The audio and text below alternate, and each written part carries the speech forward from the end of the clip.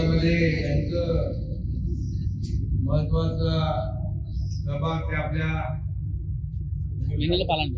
विनलताई पालांडे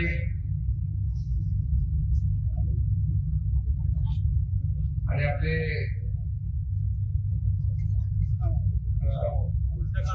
कृष्णा कोळी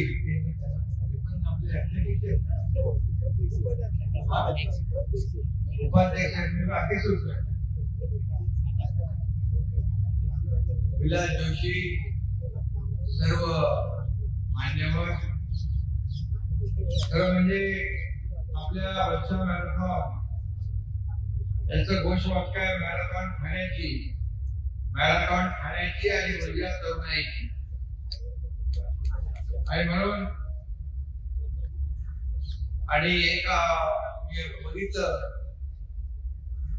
आपल्या होर्डिंगवर तू धाव धाव घे क्षितिजाचा ठाव, एक चांगलं घोषवाक्य.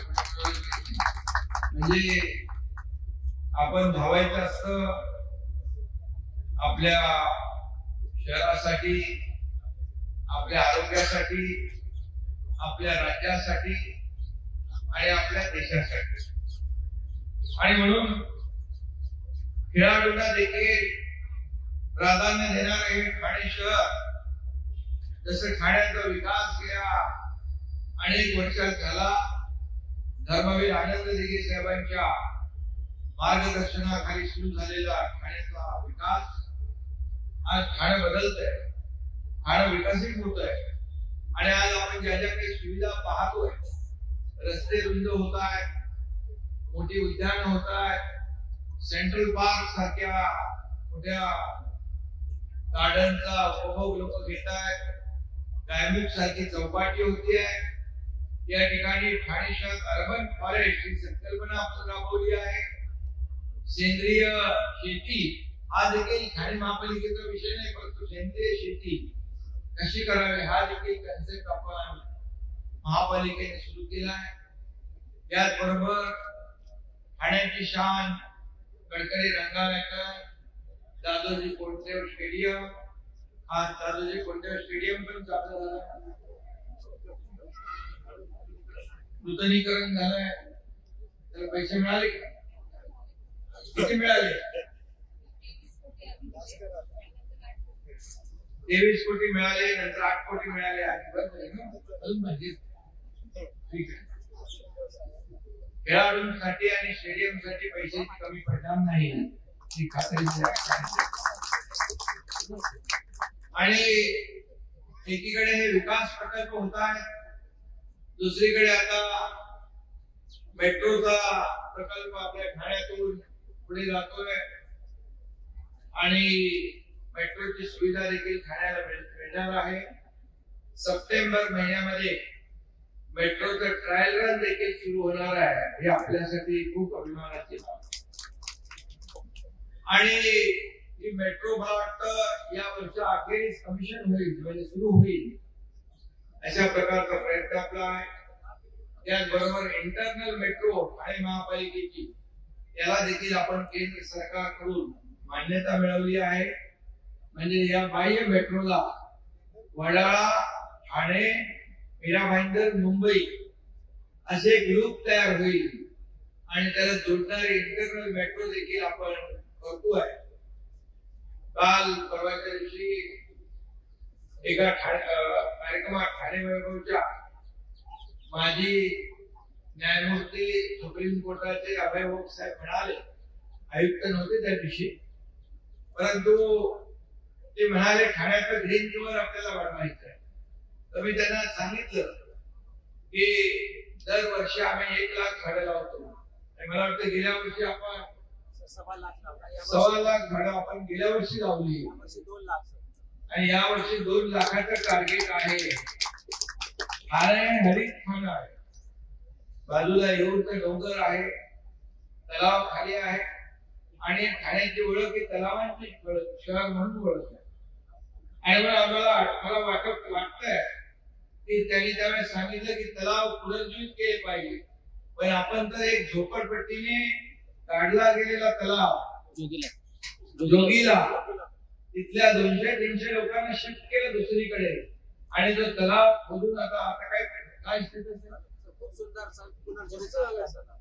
पुनर्जीवित तलाव झाल्याचं आयुक्त सांगताय जोगीला एक उत्तम उदाहरण राज्यातल्या देशात आपल्याला देता येईल की पूर्णपणे बुजला होता तलाव नष्ट झाला होता पुन्हा त्याला पुनर्जीवित ठाणे महापालिकेने केलेला आणि मग अशा अनेक प्रकल्प आपण ठाण्यात राबवतोय.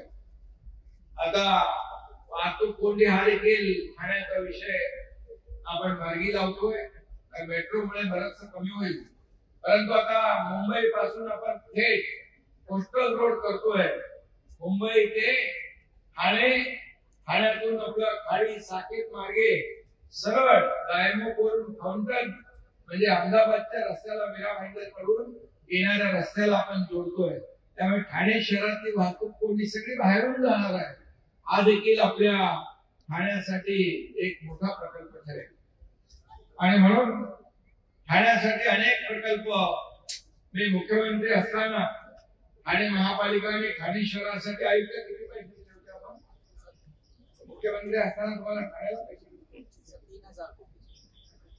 आयुक्त सांगतात 3,000 कोटी रुपये आपण ठाण्याच्या विविध प्रकल्पांना दिलेले आहेत आणि त्यामुळे ठाणं बदलत आहे.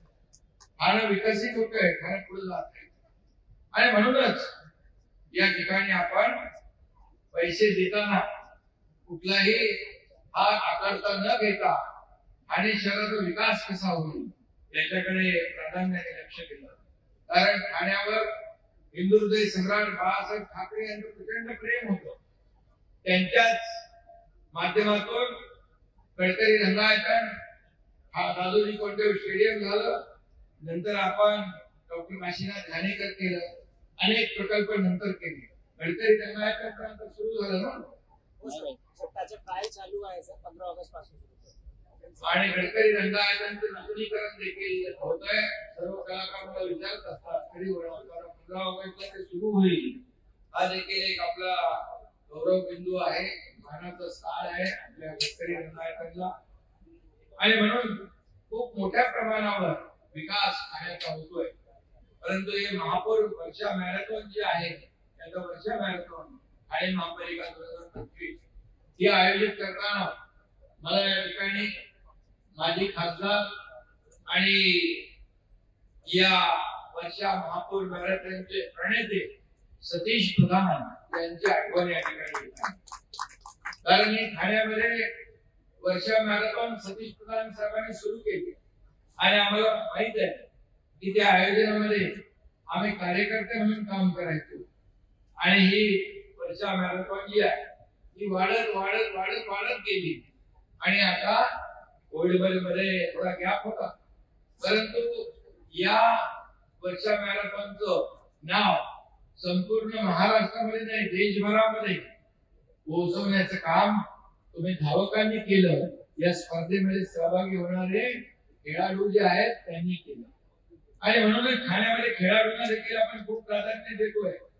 मग ऍथलेटिक असोसिएशन असेल त्याचबरोबर त्या ठिकाणी आपण जिम्नॅशियम सेंटर आपण केलं ना आपण शूटिंग रेंज केलं आणि स्टेडियमला देखील आता ते बॅडमिंटन हॉल साठी पण आपण एक मोठी उंच इमारत करतोय. त्याला पण मला वाटतं 20 कोटी रुपये आपण 22 कोटी रुपये त्याला देखील दिलेले आहेत आणि अतिशय मोठं असं ते बॅडमिंटन कोर्ट होत आहे. कारण आमची सर्वांची इच्छा आहे की ठाण्यातला खेळाडू हा ऑलिम्पिक मध्ये गेला पाहिजे आणि ऑलिम्पिक मध्ये त्यांनी ठाण्याचं नाव गाजवलं पाहिजे. ठाण्याचं नाव देशाचं नाव गाजवलं पाहिजे आणि मग आदरणीय आपल्या देशाचे प्रधानमंत्री Narendra Modiji Khelo India fit India आणि या माध्यमातून एक खेळाडूंना देखील प्रोत्साहन देण्याचं काम त्यांना एक प्लॅटफॉर्म देण्याचं काम आदरणीय प्रधानमंत्री नरेंद्र मोदीजींनी केलेलं आहे आणि खेळासाठी खूप मोठ्या प्रमाणावर खेळाडूंना प्राधान्य दिलंय. तसंच आपल्या राज्य सरकारने देखील पूर्वीची जी खेळांना पारितोषिके होती त्यांना आपण खूप मोठ्या प्रमाणावर वाढ केली त्याच्यामध्ये जेणेकरून आपल्या खेळाडूंना प्रोत्साहन मिळेल, त्यांना या ठिकाणी उत्तेजन मिळेल. आणि म्हणूनच मी आपल्याला एवढंच सांगतो की आपण धावा आरोग्यासाठी, धावा खाण्यासाठी, धावा राज्यासाठी आणि धावा देशासाठी, कारण आपण सर्वजण देशभक्त आहोत, राष्ट्रभक्त आहोत.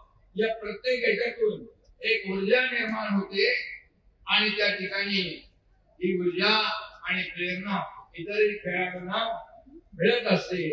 कारण नुकताच झालेला जो काही पहलगामचा हल्ला आपण पाहिला, आपल्या लडक्या बहिणींचं कुंकू पुसण्याचं काम पाकिस्तानने केलं, परंतु पाकिस्तानला आपल्या देशाचे प्रधानमंत्री नरेंद्र मोदीजींनी जशा तसा धडा शिकवला, ईट का जवाब पत्थर से दिला.